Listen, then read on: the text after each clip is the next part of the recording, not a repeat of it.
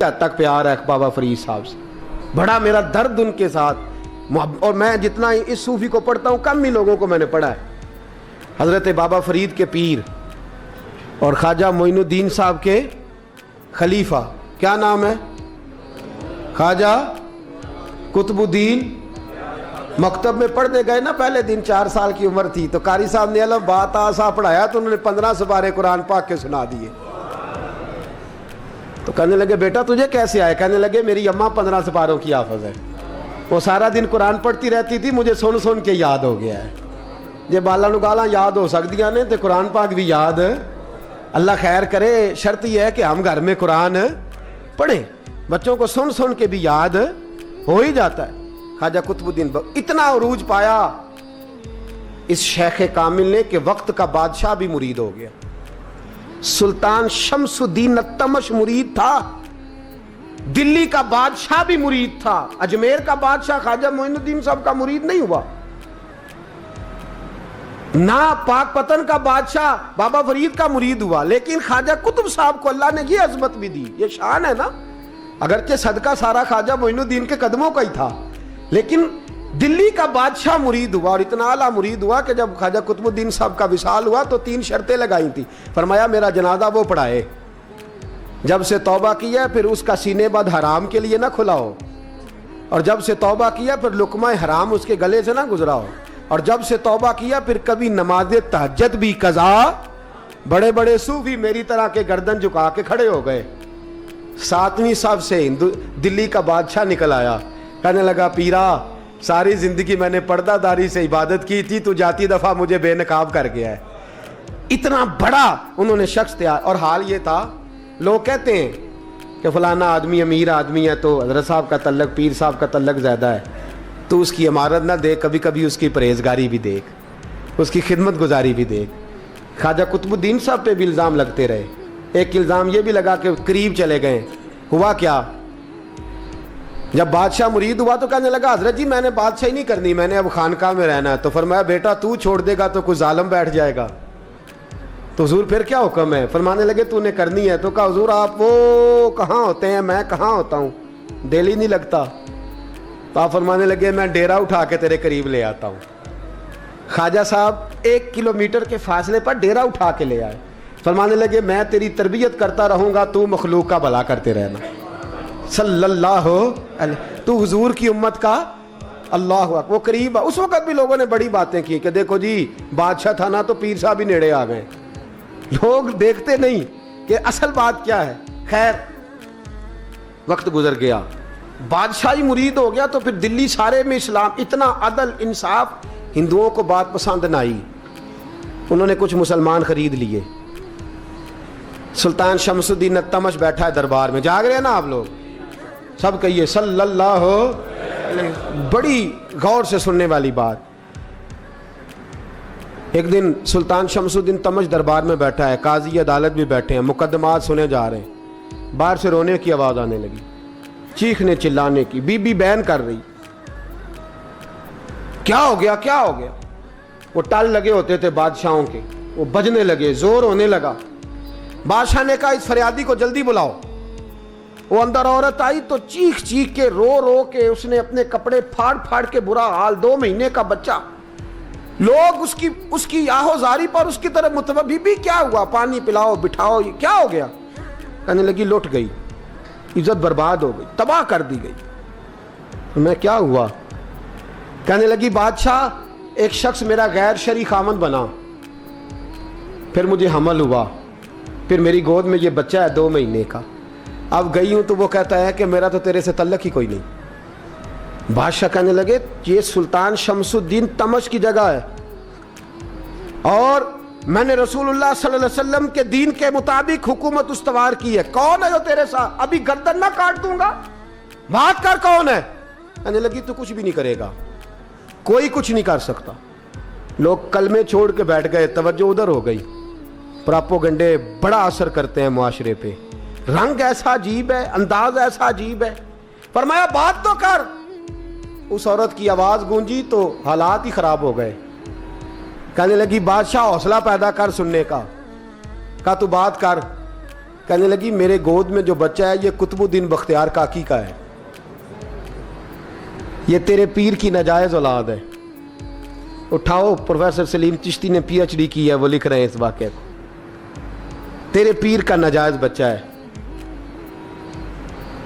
ہاتھ کانپنے لگے بادشاہ کے، کہنے لگے یا اللہ کبھی تو قیامت برپا کر دے تو معاملہ ٹھیک ہو جائے، میں تیری زبان کھینچ دوں گا تیری تو نے بات کیسے کی؟ کہنے لگی میں نے کہا تھا نا تیرے اندر حوصلہ نہیں، میری عزت تار تار ہو گئی اور تو پیر بچا رہا ہے۔ اللہ اکبر۔ سلطان شمس الدین تمش آسمان کی طرف دیکھ کے کہنے لگے مولا مجھ مجرم کو جس کی برکت سے اٹھا کے تو نے مسجد میں پہنچایا، آج مجھے تو نے کس امتحان میں ڈال دیا؟ یہ کیا رنگ تو نے زندگی کا بنایا ہے؟ کہنے لگی بلا اسے، اڑا اب گردن۔ اللہ اکبر۔ خواجہ قطب الدین بختیار کاکی، ذرا اس جگہ پہ اپنے آپ کو کھڑا کر کے دیکھ میرے دوست۔ جو شخص دلی کے بازار میں نکلے تو دکانیں بند ہو جائیں، عورتیں گھروں میں گھس جائیں، جس کے نام پر چرچے ہوں دین کے، وہ شخص لاٹھی ٹکاتا ٹکاتا، عرس منانے آسان ہے، ڈھول ڈمکے کر کے گھروں کو جانا آسان ہے، پر ذرا ان کی راہوں کا مسافر تو بن انہوں نے انداز کیا اختیار کیا۔ حضرت خواجہ قطب الدین بختیار کاکی، خبر پھیل گئی، اتنی شہرت پاکیزگی کی نہیں ہوئی تھی جتنی اس جرم کی ہوئی۔ لاٹھی ٹکاتے ٹکاتے جب پہنچے نا بادشاہ کے دربار میں، بادشاہ اٹھنے لگا، قاضی اٹھنے لگا، لوگ اٹھنے لگے، تو قطب الدین بختیار کاکی کی آنکھوں میں آنسو آئے، مانے لگے بیٹو بیٹھ جاؤ، آج میں پیر بن کے نہیں آیا، میں مجرم بن کے آیا۔ اور کہا میرے مالک کا انصاف بھی دیکھو، دلی کا پیر آج دلی کی عدالت میں اپنے نا کردہ جرم کی صفائی دینے آیا ہے، بڑی لاٹھی پہ ٹیک لگائی، دلی کی گلیاں بھی روتی ہیں کہ یہ کیا رنگ، اللہ یہ تیرا کیا رنگ ہے، یہ تے میں گڈی تے ہاتھ ڈور سجن دے، او جے سونا ہی میرے دکھ وچ راز، تے میں سکھ نو چلے ڈاواں، پر یار فریدا کدی بل پہ سونا، یار فریدا جے کدی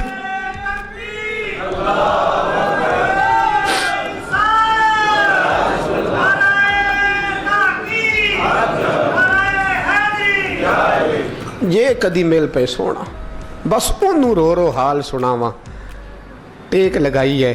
کہنے لگی بی بی بول دے گواہی، کہنے لگی بی بی رب جانتا ہے، رب کا رسول جانتا ہے، پر میں تجھے نہیں جانتا، تو کون ہے؟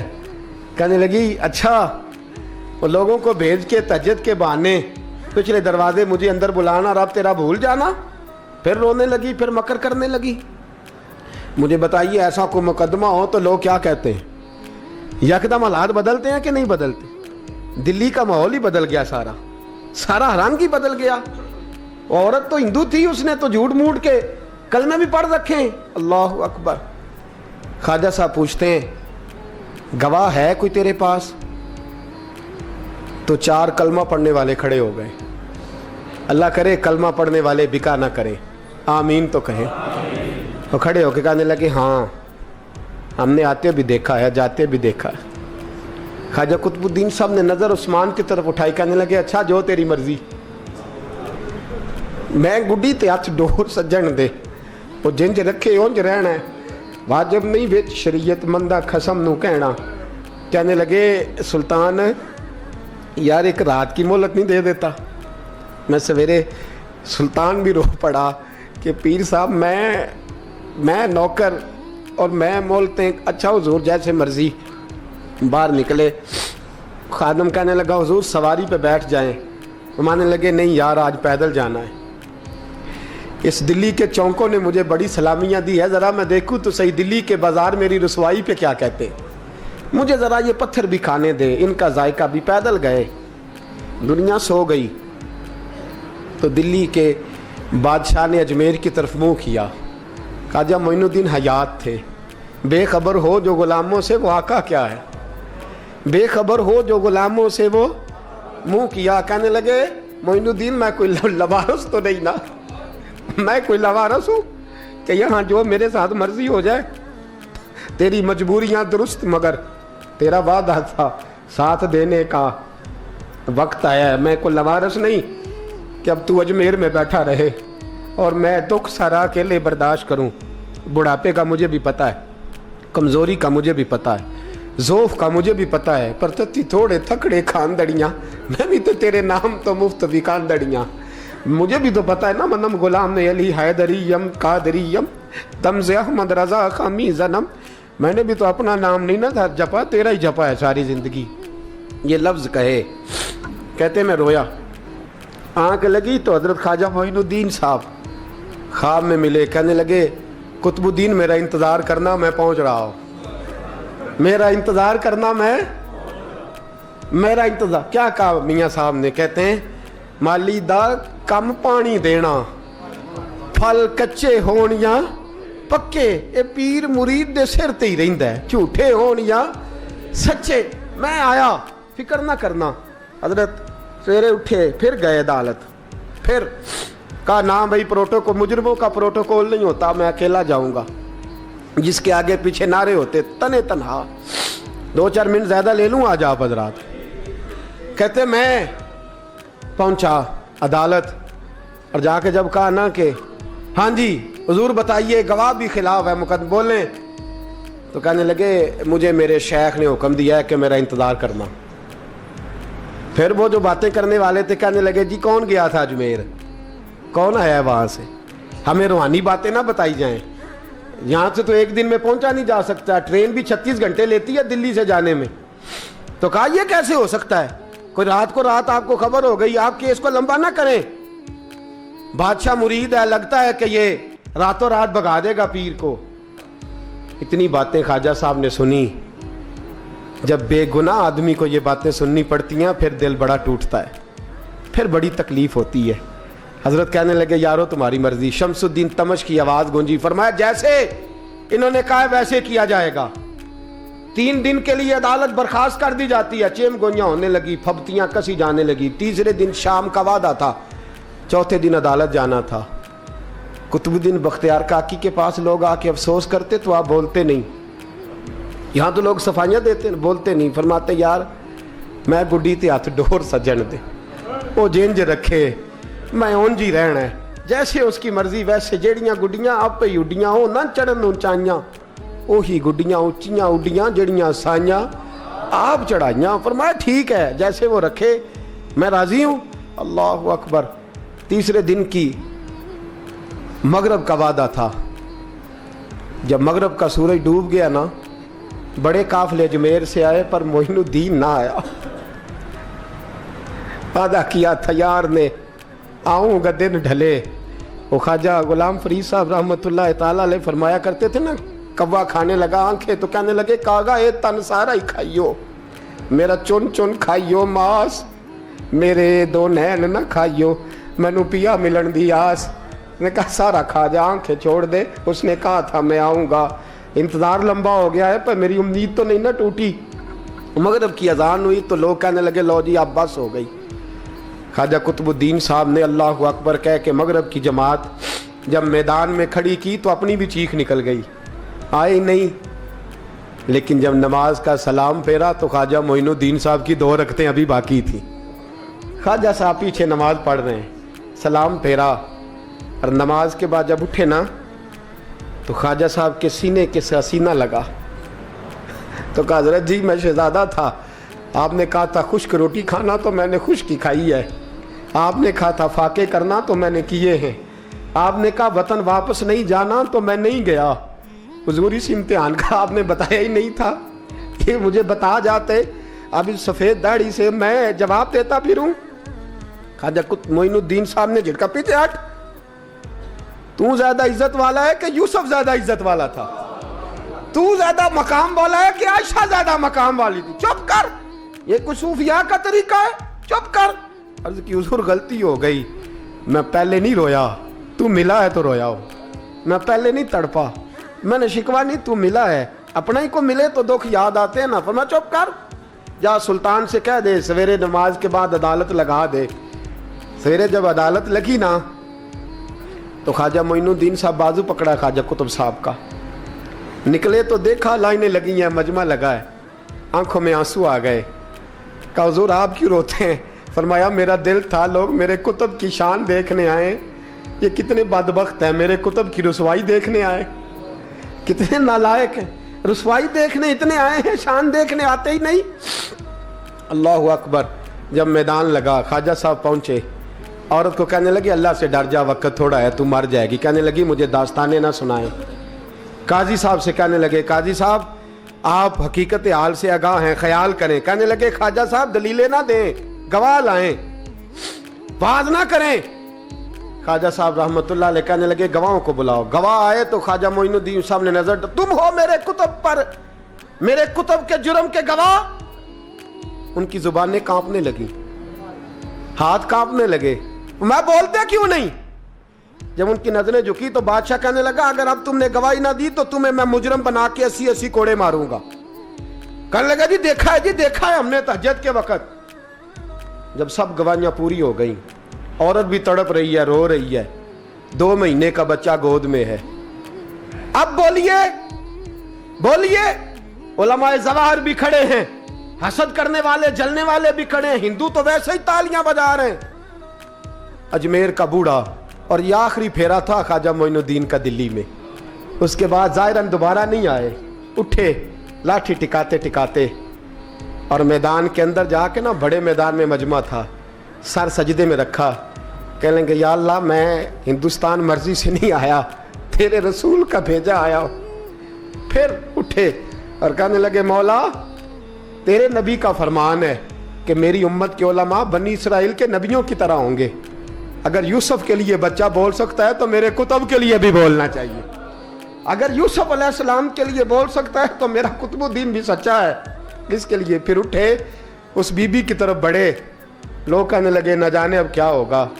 جب اجمیر کے بادشاہ نے، عطا رسول نے، ہند الولی نے، امام الاولیاء نے کپڑا کھینچا اور کہنے لگے وہ بچے تو جانتا ہے نا تیرا باپ کون ہے، 2 مہینے کا بچہ۔ جب نانا بولا تو بی بی کہنے لگی اب کیا کر رہے ہو، بچے بھی کبھی بولے ہیں؟ میں بی بی چپ کر، ان اللہ علی کل شیء قدیر، میں کمزور رب کا ماننے والا نہیں، قدرتوں والے رب کا ماننے والا ہوں، وہ چاہے تو بچے بھی بولتے ہیں۔ قرآن کہتا ہے حضرت عیسیٰ بولے تھے انی عبداللہ آتانی الکتاب، مریم بھی تو ولی اللہ تھی، وہ نبی تو نہیں تھی۔ اگر ولی اللہ بنی اسرائیل کا ہو بچہ بول سکتا ہے، تو اگر ولی اللہ محمد عربی کی امت کا ہو تو بچہ پھر بھی بول سکتا ہے۔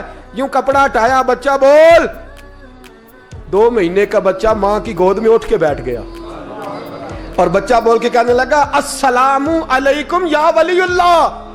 جب یہ لفظ ادا کیے تو نعرے لگنے لگے، لوگ رونے لگے، بی بی بے ہوش ہو کے گری، فرمانے لگے مجھے سلام نہ کر، میرے کتب کی بات بتا۔ کہنے لگا قسم ہے اللہ کی عزت کی، وہ سامنے مجمع جو سردار بیٹھا ہے وہ میرا باپ ہے، قطب الدین تو بے گناہ ہے، قطب الدین تو بے گناہ ہے، میرا باپ تو وہ بیٹھا ہے۔ یہ قاضی بھی سازش میں شریک ہے، کئی مسلمان خریدے گئے، یہ گواہ خریدے گئے۔ جب گواہی ہو گئی، بچہ یہ لفظ کہہ کے اللہ اکبر کہتا ہوا پھر چپ کر گیا۔ خواجہ قطب الدین صاحب کا بازو پکڑا، خواجہ معین الدین صاحب نے مجمع سے باہر نکلے، لوگ کہنے لگے حضور آپ کچھ بولتے نہیں، فرمانے لگے جس نے بولنا تھا وہ بول چکا ہے، جس نے بولنا تھا وہ، جو جادو وہ جو سر چڑھ کے بولے۔ فرمایا تم نے افواہوں پہ نظر رکھی اور میں نے اللہ کی قدرت پہ نظر رکھی، تم نے اس کے کردار کو جھنجھوڑا اور میں نے اس کے کردار کو تعمیر کیا۔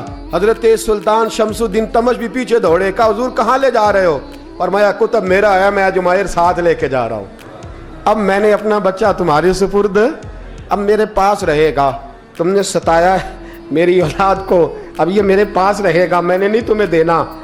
لوگ راہیں بچھا کے، نظریں بچھا کے بیٹھ گئے، پاؤں میں گر گئے، کہنے لگے حضور ہمارے لیے نہیں، رسول اللہ کے دین کے لیے، ہمارے لیے نہیں، تعمیر شریعت کے لیے، ادائے سنت کے لیے چھوڑ جائیے۔ خواجہ صاحب کہنے لگے قطب الدین جا، تجھے چھوڑ کے جاتا ہوں، اب قیامت تک کوئی تیری رسوائی کی جرت نہیں کر سکے گا۔